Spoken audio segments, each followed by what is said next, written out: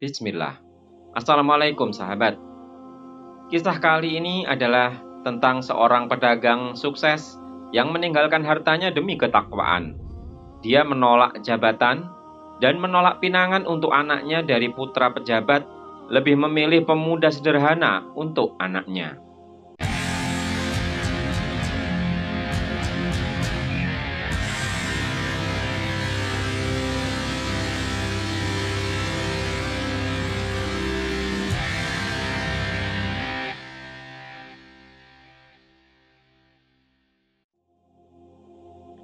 Waimar bin Malik al-Khazraji, yang juga dikenal sebagai Abu Darda, bangun pagi-pagi sekali dan menuju berhalanya yang terletak di tempat yang paling terhormat di rumahnya.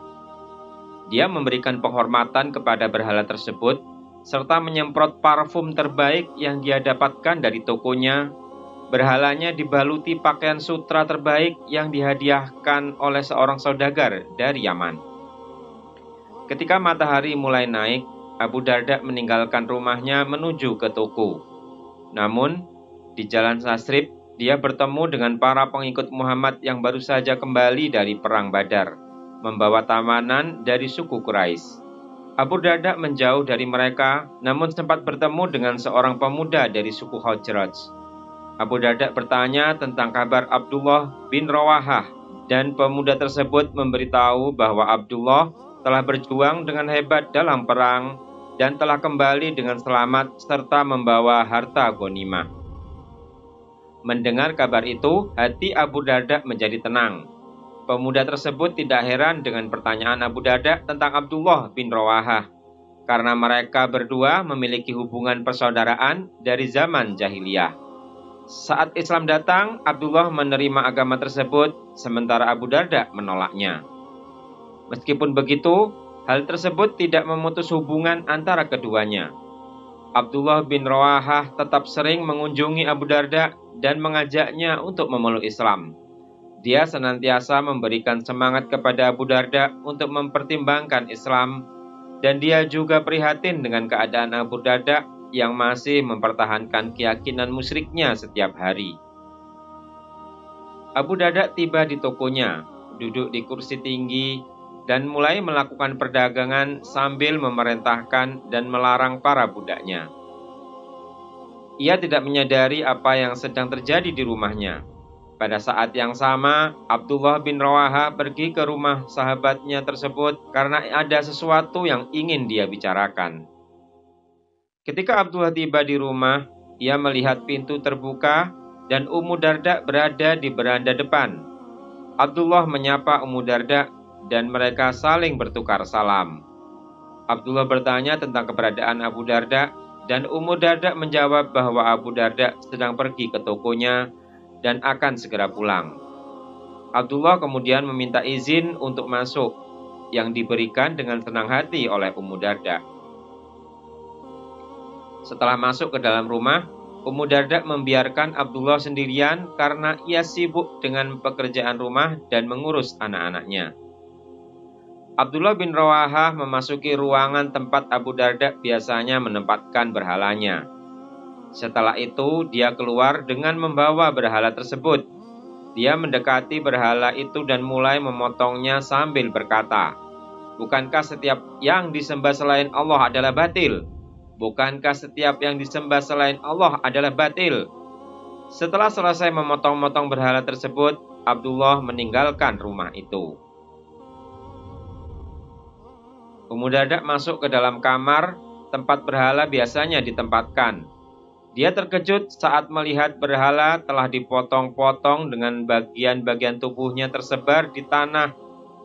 Dengan gemetar, dia memukul-mukul pipinya sambil berkata, "Engkau telah mencelakai aku, wahai Ibnu Rawahah.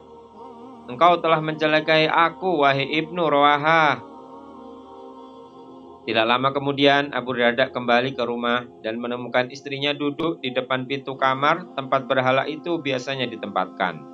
Istrinya menangis dengan keras dan terlihat ketakutan di wajahnya. Abu Darda bertanya apa yang terjadi, dan istrinya menjawab bahwa saat Abu Darda pergi, saudaranya Abdullah bin Rawahah datang dan melakukan apa yang sekarang terlihat pada berhala mereka. Abu Darda melihat berhalanya yang hancur, naik pitam, dan berniat untuk menuntut balas. Namun, emosinya stabil kembali dan amarahnya mereda.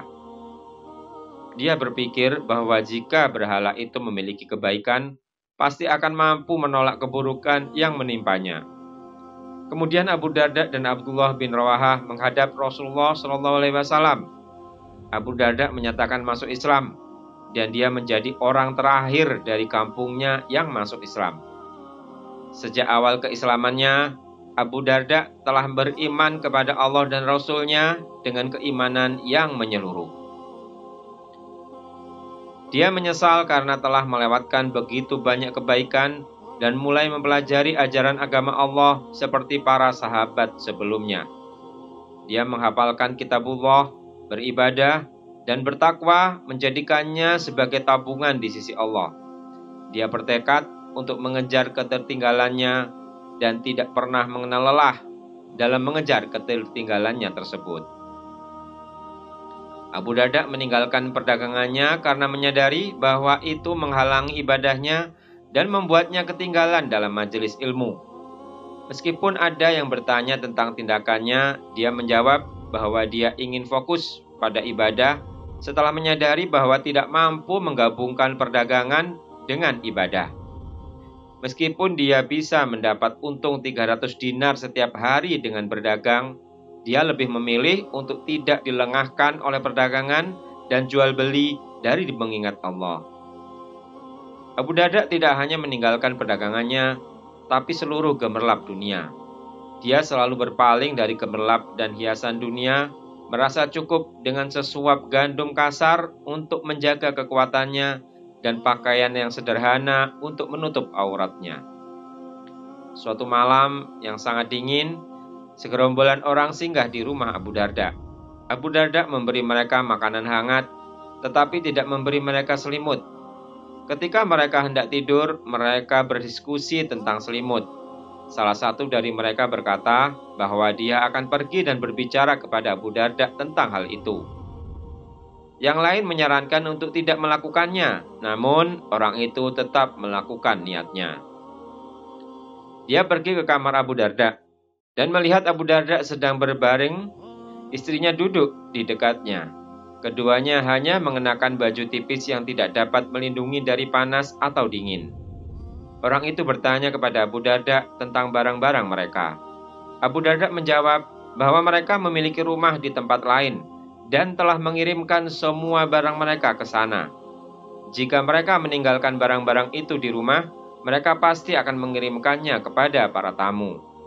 Abu Darda menjelaskan bahwa di perjalanan menuju rumah itu ada rintangan yang sulit dan orang yang membawa beban ringan lebih baik daripada yang membawa beban berat. Oleh karena itu, mereka ingin hanya membawa beban ringan saja saat melintasinya.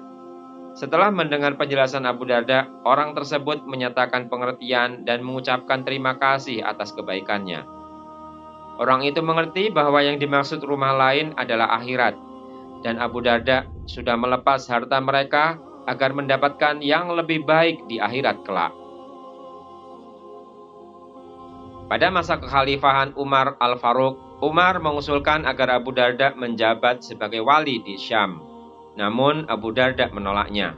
Dia berkata, "Jika kalian mengizinkan aku pergi ke sana untuk mengajarkan kitab Allah dan sunnah Nabi, serta menjadi imam sholat bagi mereka, maka aku akan berangkat."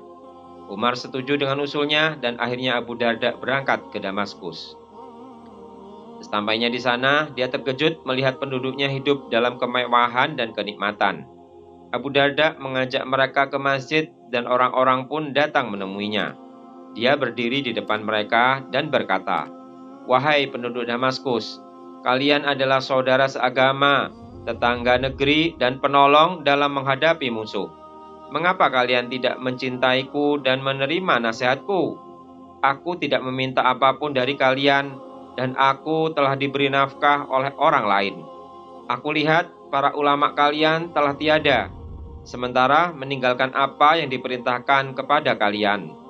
Mengapa kalian mengumpulkan sesuatu yang tidak kalian makan, membangun gedung yang tidak kalian tempati, dan menghayalkan apa yang tidak pernah kalian capai? Telah banyak kaum dan bangsa yang mengumpulkan harta dan berhayal. Tidak lama kemudian, semua yang mereka kumpulkan akan hancur dan binasa. Hayalan mereka buyar, dan rumah mereka menjadi kuburan. Itulah kaum Ad, wahai penduduk Damaskus. Mereka telah memenuhi bumi ini dengan harta dan keturunan mereka. Lalu siapa yang mau membeli seluruh peninggalan kaum Ad dariku dengan harga 2 dirham? Akibat ucapan Abu Darda, semua orang yang hadir menangis, dan isakan mereka terdengar dari luar masjid. Sejak saat itu Abu Darda memimpin majelis mereka di Damaskus. Dia berkeliling di pasar mereka, menjawab pertanyaan orang, mengajarkan orang yang tidak mengerti, dan memperingatkan orang yang lalai. Abu Darda memanfaatkan setiap peluang dan kesempatan untuk menyebarkan ilmu dan nasihat. Suatu saat Abu Darda melihat sekelompok orang yang sedang berkumpul memukuli dan mencela seseorang. Dia mendekati mereka dan bertanya, "Apa yang terjadi?" Mereka menjawab, "Dia telah melakukan dosa besar." Abu Darda bertanya lagi, "Jika orang ini terjatuh ke dalam sumur, apakah kalian akan menolongnya keluar?" Mereka menjawab, "Tentu." Abu Darda kemudian berkata, "Jika begitu, janganlah kalian mencela dan memukulinya, tetapi berikanlah nasihat dan tunjukkanlah kepadanya.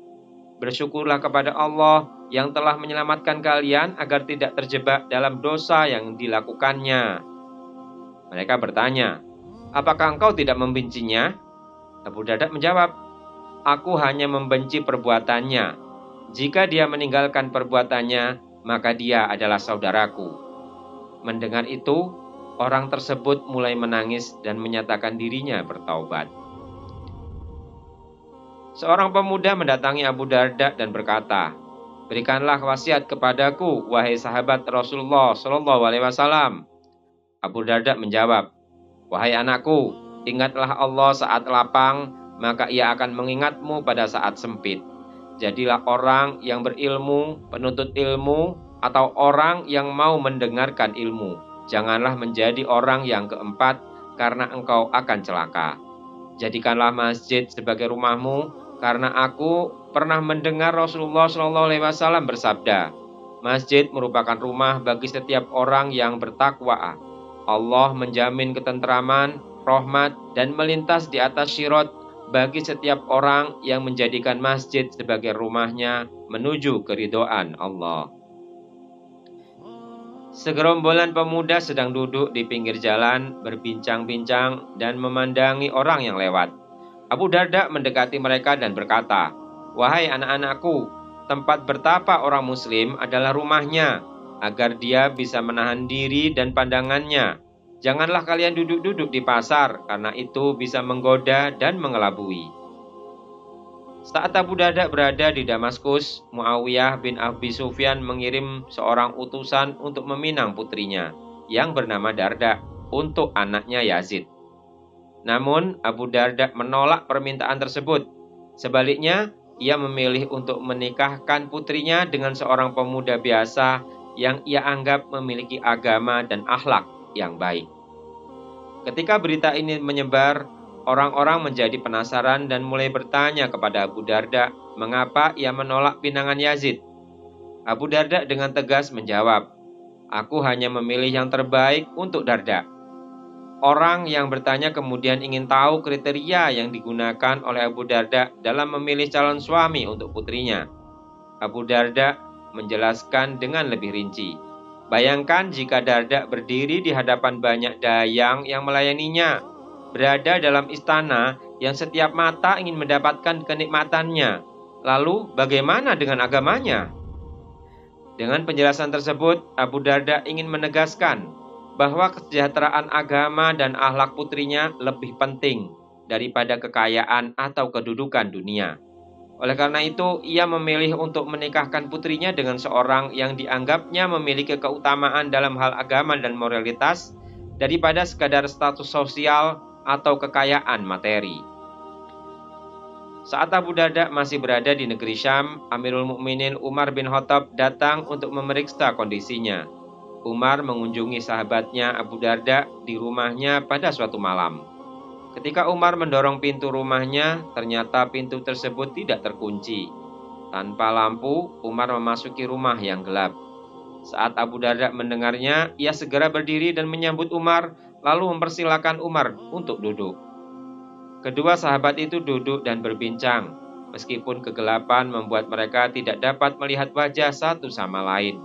Umar kemudian meraba bantal milik Abu Darda, dan ternyata itu adalah pelana hewan.